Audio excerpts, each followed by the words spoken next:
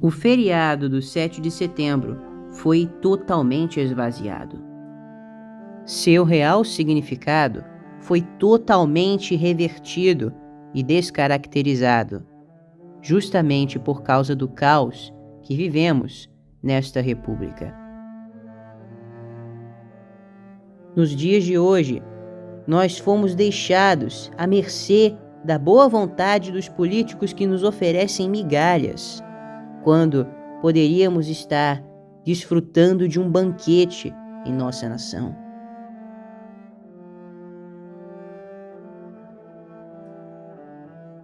O sistema age contra os brasileiros, os reprime, os censura, os impede de divulgar as suas verdadeiras ideias, os inibe de fazer aquilo que querem, de prosperar, de ter um lugar na terra e de desfrutar de suas liberdades.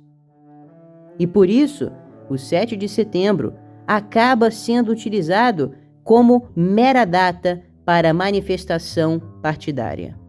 Justamente por não haver na chefia de Estado alguém que proteja os cidadãos dos maus políticos, acaba que a maioria desses cidadãos veem o 7 de setembro apenas como uma oportunidade de se fazerem ouvir.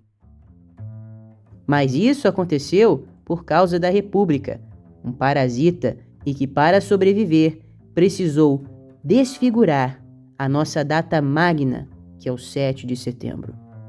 O remédio para este parasita é voltar às nossas origens, conhecer o nosso verdadeiro potencial, entender a nossa vocação e vislumbrar a nossa grandeza que virá enquanto nação.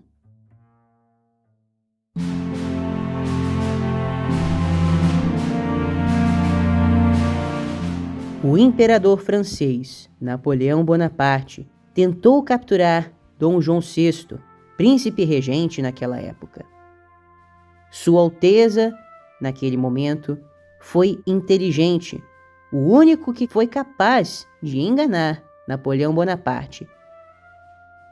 Por muitos meses, discutem os historiadores sérios, houveram planejamentos para assegurar o futuro da dinastia de Bragança. Um destes incluiu vir ao Brasil e acabou sendo a real saída para o problema. Dom João VI chegou aqui e transformou esta grande fazenda em um país que era quase independente, na época que havia sido elevado a reino, e, junto de Portugal e Algarves, Reino Unido. Dom João, mesmo depois da queda de Napoleão, permaneceu no Brasil e continuou a modernização de nosso estado. Até que as cortes liberais do Porto demandaram o retorno imediato de Dom João VI e de seu herdeiro, o príncipe Pedro de Alcântara.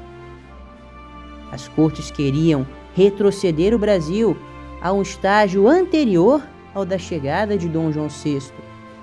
Com o amor que desenvolvera pelo Brasil, Dom João VI decidiu deixar aqui o seu herdeiro. Dom Pedro ficou nas nossas terras para garantir que nossos direitos fossem ouvidos, mas as cortes do Porto queriam a vingança por terem sido deixadas de lado e a vingança por agora terem de tratar o Brasil como igual.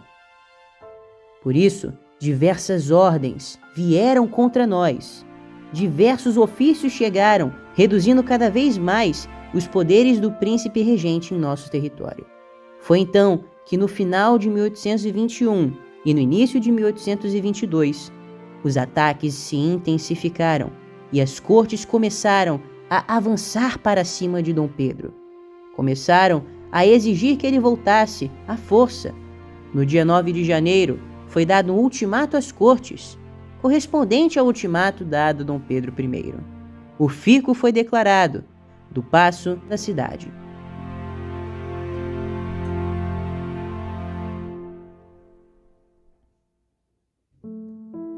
Foi então que José Bonifácio começou a colocar em prática o plano de enviar Dom Pedro para todas as províncias. Dom Pedro foi a Minas e, indo a São Paulo, algo fatídico aconteceu. As cortes não voltaram atrás e decidiram que colocariam em prática o plano de trazer à força o príncipe de volta a Portugal. Notícias chegaram do menosprezo que as cortes tinham para com Dom Pedro I, às mãos de Dona Leopoldina. Quando saíra do Rio de Janeiro, Dom Pedro I nomeou Leopoldina regente em seu lugar. Foi a nossa primeira governante e primeira regente enquanto país independente. Foi ela que presidiu o conselho que, no dia 2 de setembro, junto com José Bonifácio, colocou o destino do Brasil em jogo e decidiu a nossa independência. José Bonifácio logo mandou um emissário enviar as notícias a Dom Pedro I, que se encontrava na província de São Paulo.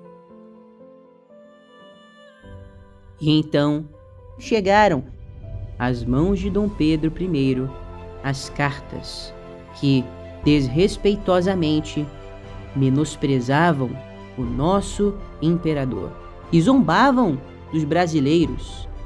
Dom Pedro observou diante de si tudo aquilo que a nação estava passando, as demandas do povo, a necessidade do mesmo, os perigos que o povo enfrentaria caso ele retornasse a Portugal, o atraso que nos seria imposto e a miséria que tomaria conta de cada província. O Brasil dividir-se-ia em diversas republiquetas, assim como foram os territórios da América Espanhola.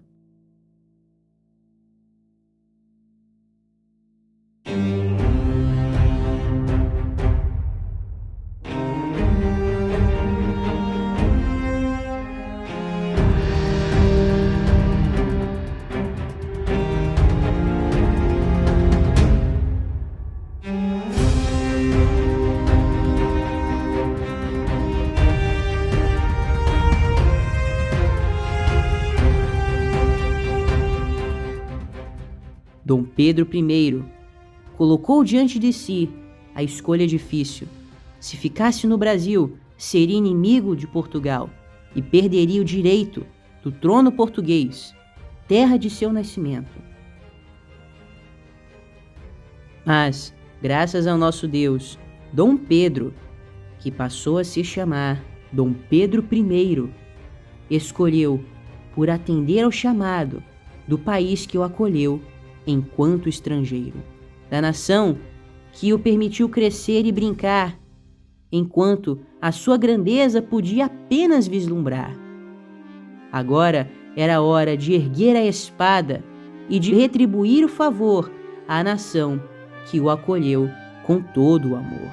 Abraçando a causa brasileira, uniu seu coração àqueles que nasceram desta pátria. Eis que Dom Pedro subiu em seu cavalo, assim como na essência do quadro de Pedro Américo, mandou que as tropas se reunissem, pegou as cartas malcriadas de Lisboa e as comentou diante de todos. Houve um momento de silêncio, até que da boca do nosso monarca saíram as seguintes palavras: Soldados, tirem os laços de seus lados. Viva a liberdade, a separação e a independência do Brasil. Pelo meu sangue, pela minha honra e pelo meu Deus, juro fazer a independência do Brasil. Brasileiros, de hoje em diante, a nossa divisa será independência ou morte.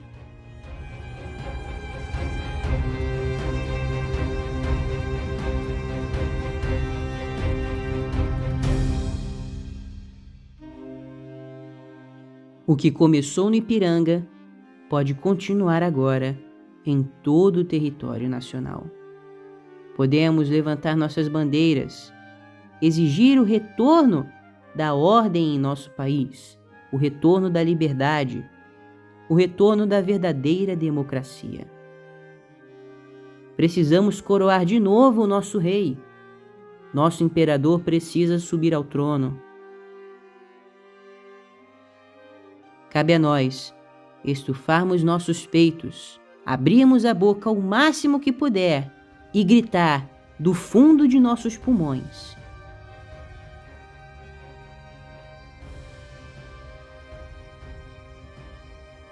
independência ou morte.